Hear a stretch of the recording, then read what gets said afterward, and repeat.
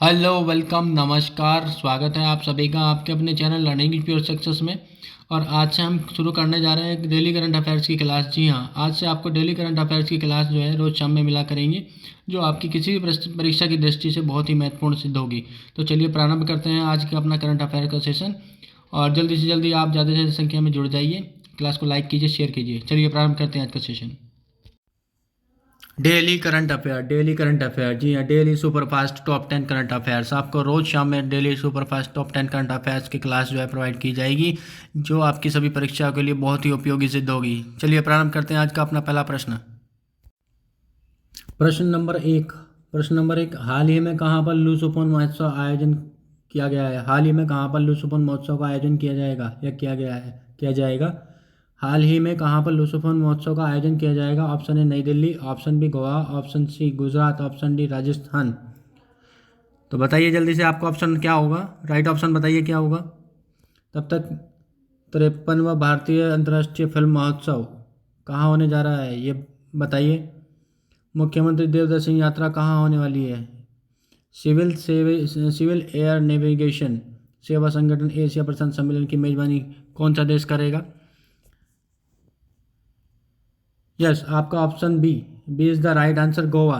तो हाल ही में लुसोफोन महोत्सव का आयोजन जो है आपका गोवा में किया जा रहा है।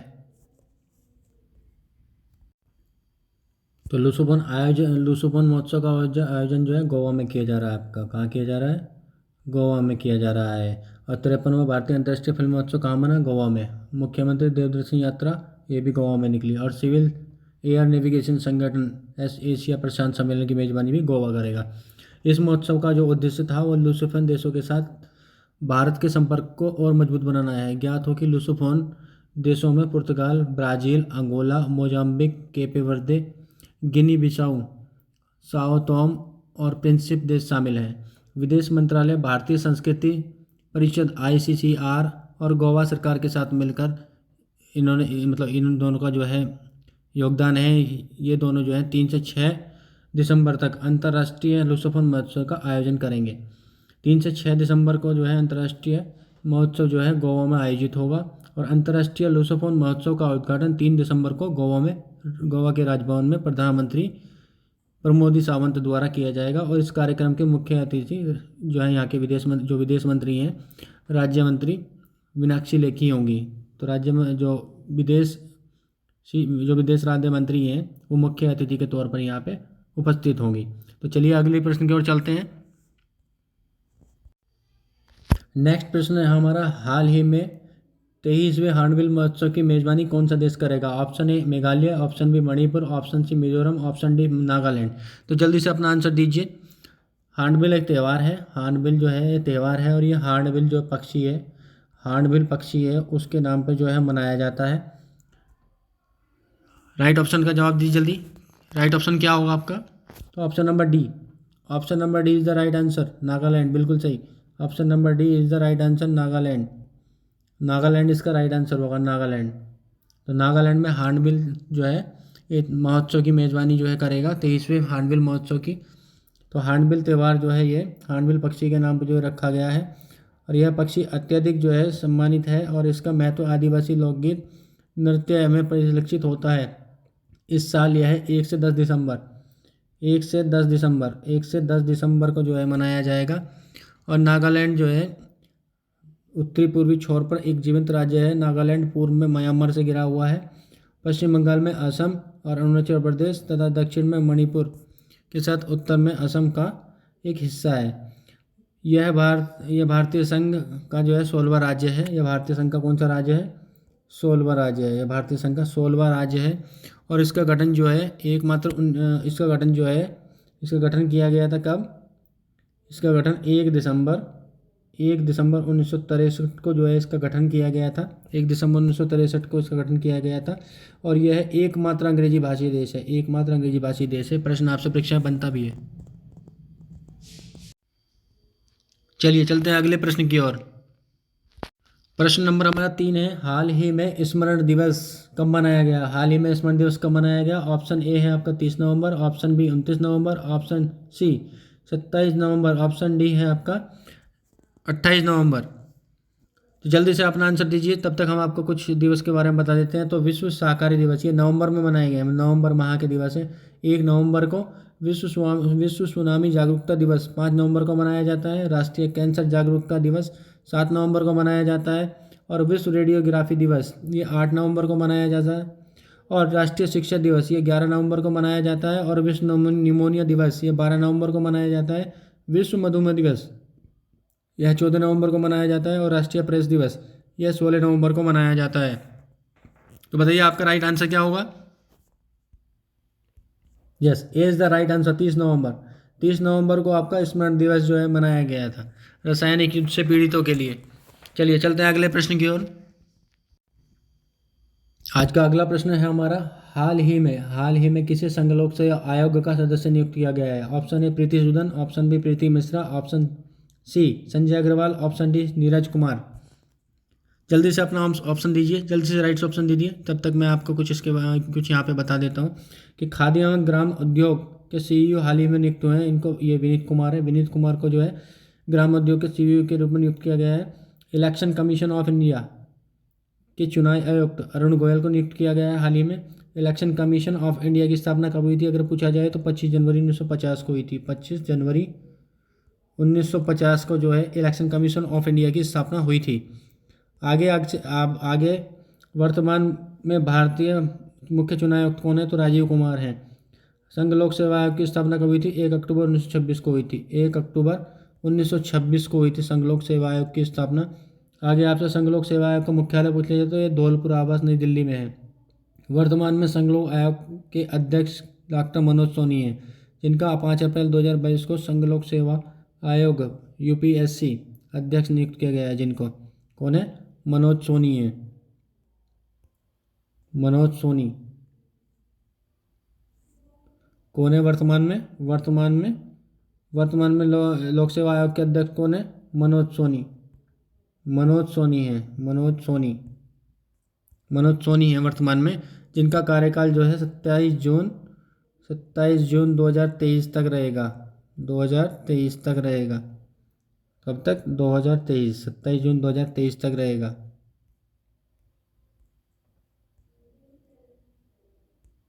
और 5 अप्रैल 2022 को जो है नियुक्त हुए थे। 5 अप्रैल 2022 को ये नियुक्त हुए थे। चलिए चलते हैं अगले प्रश्न की ओर। स्क्रीनशॉट लेना चाहें स्क्रीनशॉट ले सकते हैं आप। ये प्रीति सूदन जी हैं, जिनको हाल ही में जो है option number A is the right answer. Option number A is the right answer. संघ लोक सेवा आयोग का सदस्य प्रीति सूदन को जो है ये प्रीति सूदन जी हैं। चलिए चलते हैं आगे प्रश्न की ओर। प्रश्न 5 है हमारा, हाल ही में किस देश के ग्रेट बैरियर रीफ को विश्व धरोहर सूची में सूचीबद्ध किया जाएगा। तो option number A France, option number B New Zealand, option number C Australia, option number D रूस। जल्दी से जवाब दीजिए, आपका राइट आंसर क्या होगा। तब तक हमको आपको बता देते हैं कि इंडोनेशिया में दुनिया का सबसे बड़ा प्रवाल भित्ति क्षेत्र है। और भारत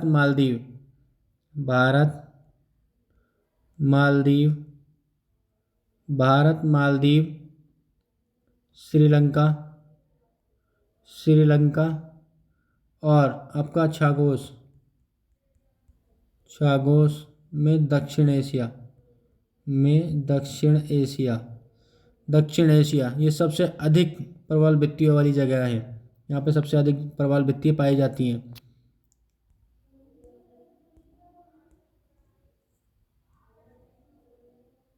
आगे आपका ऑस्ट्रेलिया क्वींसलैंड तट का ग्रेट बैरियर रीफ जो है प्रवाल भित्तियों का सबसे बड़ा समूह है। क्या है ऑस्ट्रेलिया। तो आपका राइट आंसर क्या है जी, बिल्कुल सही आंसर है आपका। राइट आंसर बिल्कुल राइट आंसर सही है आपका ऑप्शन नंबर सी ऑस्ट्रेलिया। जी हाँ ऑस्ट्रेलिया के ग्रेट बैरियर रीफ को जो है विश्व धरोहर सूची में जो है शामिल किया जाएगा।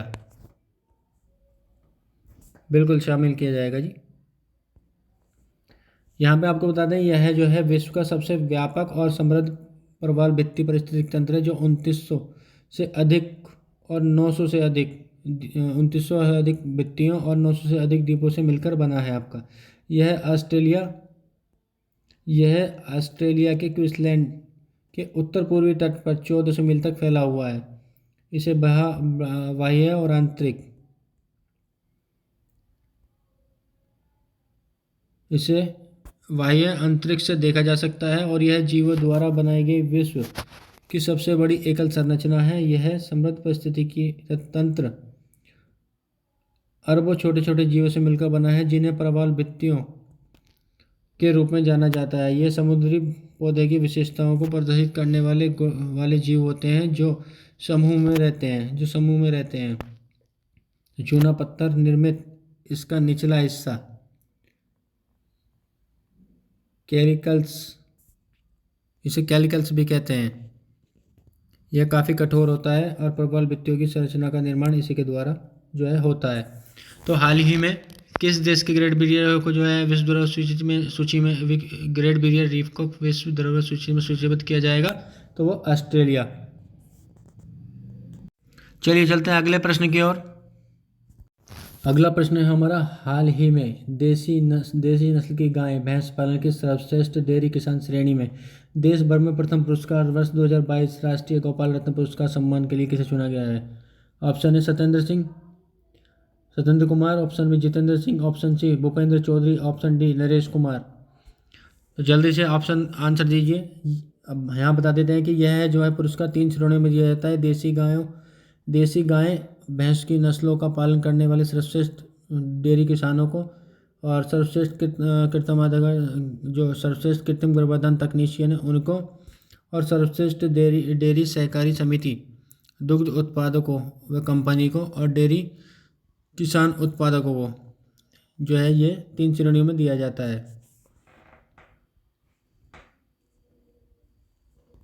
इसके अंतर्गत प्रमाण पत्र, स्मृति चिन्ह आदि दिए जाते हैं। तो बताइए प्रश्न है हमारा, हाल ही में देसी नस्ल की गाय भैंस पालन की सर्वश्रेष्ठ डेयरी किसान श्रेणी में देश भर में प्रथम पुरस्कार वर्ष 2022 राष्ट्रीय गोपाल रत्न पुरस्कार से सम्मान के लिए किसे चुना गया है? सत्येंद्र कुमार को, option A, option B Jitendra Singh, option C Bhupendra Chaudhary, option D Naresh Kumar. जल्दी से जवाब दीजिए। यह 3 श्रेणियों में दिया जाता है। कौन सी? पहली, देसी गाय भैंस की नस्लों का पालन करने वाले सर्वश्रेष्ठ डेयरी किसानों को, और दूसरा सर्वश्रेष्ठ कृत्रिम गर्भाधान तकनीशियनों को, और तीसरा सर्वश्रेष्ठ डेयरी सहकारी समिति दुग्ध उत्पादन कंपनी या डेयरी किसान उत्पादक संगठन को। इसके अंतर्गत प्रमाण पत्र, स्मृति चिन्ह, जी हाँ, प्रमाण पत्र और स्मृति चिन्ह, और इसमें प्रथम पुरस्कार 5 लाख रुपए, और सेकंड पुरस्कार 3 लाख, और थर्ड पुरस्कार 2 लाख रुपए दिए जाते हैं इसके अंतर्गत। तो जल्दी से राइट आंसर दीजिए, क्या जवाब होगा आपका? आपका राइट आंसर क्या होगा? राइट आंसर क्या होगा? जी हाँ, option number B Jitendra Singh. Option number B is the right answer, Jitendra Singh. और ये कहाँ के हैं? हरियाणा के हैं। हरियाणा के हैं। तो राष्ट्रीय गोकुल मिशन देश में प्रथम बार 2014 में स्वदेशी गोजातीय नस्लों के संरक्षण एवं विकास के उद्देश्य से प्रारंभ किया गया था।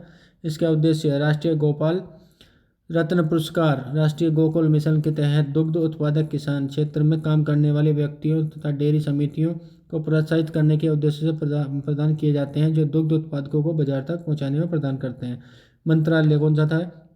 तो ये मंत्रालय पूछ लिया था। तो मत्स्य पालन, पशुपालन एवं डेयरी मंत्रालय के तहत पशुपालन तथा डेयरी विभाग द्वारा राष्ट्रीय गोपाल रत्न पुरस्कार जो है प्रदान किए जाते हैं। तो चलिए अगले प्रश्न की ओर चलते हैं। स्क्रीनशॉट लेना चाहें स्क्रीनशॉट ले सकते हैं। स्क्रीनशॉट लेना चाहें स्क्रीनशॉट ले सकते हैं। लीजिए, स्क्रीनशॉट ले लीजिए। Option B is the right answer. चलिए चलते हैं अगले प्रश्न पर। अगला प्रश्न है हमारा, प्रतिवर्ष विश्व एड्स दिवस कब मनाया जाता है? प्रतिवर्ष विश्व एड्स दिवस कब मनाया जाता है? तो ऑप्शन है 1 दिसंबर, ऑप्शन बी 2 दिसंबर, ऑप्शन सी 3 दिसंबर, ऑप्शन डी 4 दिसंबर को ये विश्व एड्स दिवस, इसका जो चिन्ह है वो ये रेड रिबन है। क्या है? Red ribbon. तो एड्स को क्या बोलते हैं? एक्वायर्ड इम्यूनोडिफिशियेंसी सिंड्रोम इसकी फुल फॉर्म होती है। और इसका वायरस क्या होता है? HIV। इसको HIV बोलते हैं, ह्यूमन इम्यूनोडिफिशियेंसी वायरस। एलिसा, इसकी पहचान के लिए कौन सा टेस्ट किया जाता है? तो ये एलिसा टेस्ट होता है। कौन सा होता है? ELISA test. इसकी पहचान एड्स की पहचान के लिए कौन सा किया जाता है? एलिसा टेस्ट किया जाता है एड्स की पहचान के लिए। आगे आपका इसकी शुरुआत कब हुई? वर्ल्ड,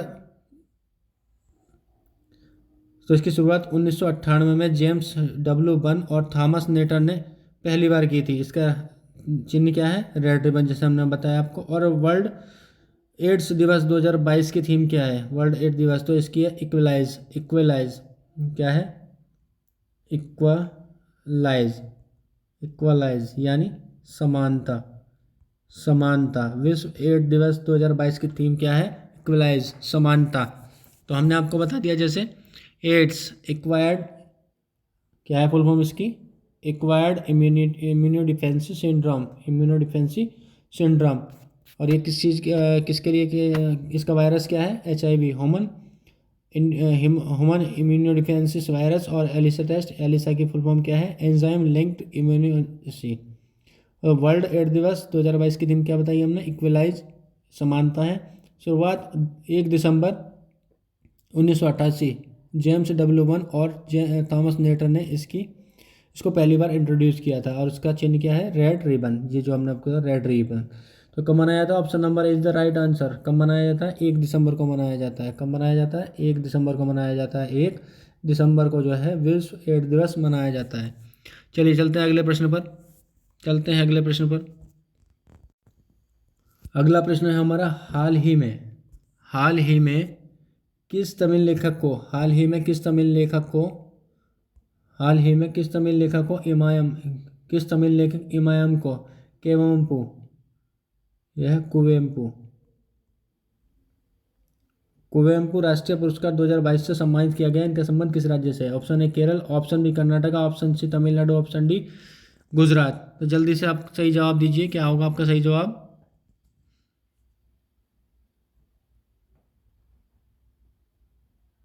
बिल्कुल बिल्कुल बिल्कुल, C is the right answer, C is the right answer, Tamil Nadu, Tamil Nadu, C is the right answer, Tamil Nadu. जी हाँ, टी फॉर तमिलनाडु, तमिलनाडु, तमिलनाडु इसका राइट आंसर होगा। इनका संबंध तमिलनाडु राज्य से है। और किस लिए? 2020 में इनकी कृति सेलेदापनम को जो है साहित्य अकादमी पुरस्कार भी मिला है। और कोयम्बू पुरस्कार, राष्ट्रीय पुरस्कार का नाम कन्नड़ राष्ट्रीय कवि कुपुल्ली वेंकटप्पा पुटप्पा के नाम पर रखा गया है। और इसमें 5 लाख रुपए का पुरस्कार दिया जाता है। कितना दिया जाता है? 5 लाख रुपए का पुरस्कार दिया जाता है। 5 लाख रुपए, 5 लाख रुपए का पुरस्कार दिया जाता है। ध्यान रखिएगा, बहुत ही इंपॉर्टेंट है परीक्षा की दृष्टि से, बहुत ही इंपॉर्टेंट है। ये है आपका, ये है आपका इमाम जिनको जो दिया गया है। और ये इस पुरस्कार का चिन्ह है, ये दिया जाता है। चलिए चलते हैं आगे अगले प्रश्न की ओर।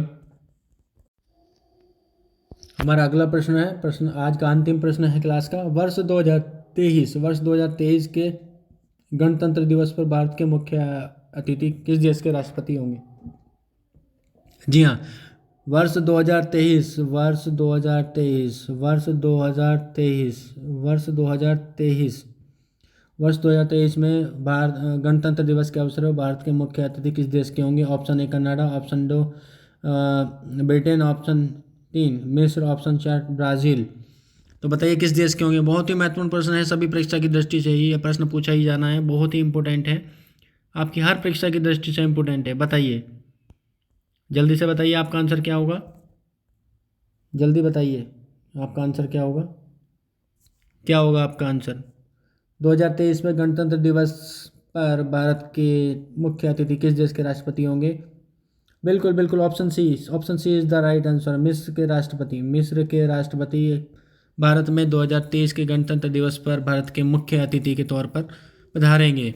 तो ये कौन है? अब्दुल फतेह अल सीसी, अब्दुल फतेह अल सीसी ये मिस्र के जो राष्ट्रपति हैं, मिस्र के राष्ट्रपति हैं। और ये जो है भारत में गणतंत्र दिवस के अवसर पर वर्ष 2023 में भारत के मुख्य अतिथि होंगे। वर्ष 2021 में ब्रिटिश प्रधानमंत्री बोरिस जॉनसन को मुख्य अतिथि के तौर पर जो है आमंत्रित किया गया था। तो ये हमारी क्लास का आज का अंतिम प्रश्न था। और आप सभी लोग क्लास को ज़्यादा से ज़्यादा संख्या में लाइक कीजिए, शेयर कीजिए और बताइए कैसी लगी आपको हमारी आज की क्लास। इसी के साथ उम्मीद करते हैं कि आपकी स्टडी बहुत अच्छी चल रही होगी और आप अपनी सफलता जो है ज़रूर पाएंगे और बहुत अच्छे से आपकी स्टडी चल रही होगी। इन्हीं उम्मीदों के साथ समापन करते हैं आज की क्लास का और कल आपसे फिर इसी समय भेंट होगी। किसी क्लास में। तब तक के लिए धन्यवाद। जय हिंद, वंदे मातरम।